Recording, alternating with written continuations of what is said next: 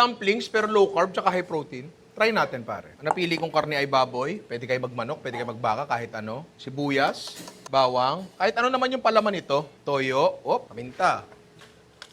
Parang lumang spring onions yan. Pwede rin. Sesame oil. Pag natimplahan natin, tikman nyo. Sir, bawal. Ngayon, ang wrapper natin ay bukod kay Glock 9, itlog, pare. Yan. Scramble natin.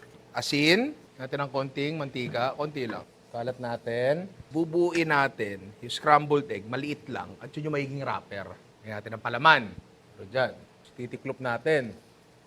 Tapos dahil hilaw pa yung itlog na yan, maluluto yan. Ayun, lagay mo dyan sa gilid. Habang niluto, gawa pa tayo isa. Shit, bitin. Medyo matrabaho pala. Para mas marami pang itlog, ilalagay natin yung dumplings natin sa egg drop soup, pare. So, may kumukulong tubig. Lagay mo sibuyas. Konting bawang. Paminta.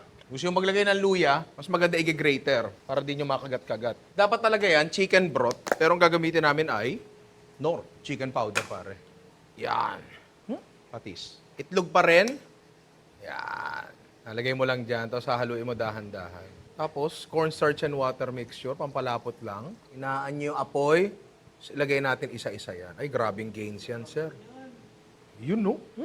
Uy, grabe siya. Sino ang grabe? Siya. Spring onion sa taas. Ay, tapos sesame oil. Ay, wow! Yan, pare, ang the perfect bite. Puputok yung mga muscle ko, Pare, try nyo to. Alam nyo dapat nyo pa i-try? Ano? Bagong design, Ninong Ray merch, pare. Tsaka eto, ang dami nag-request ng buti. Check out nyo na.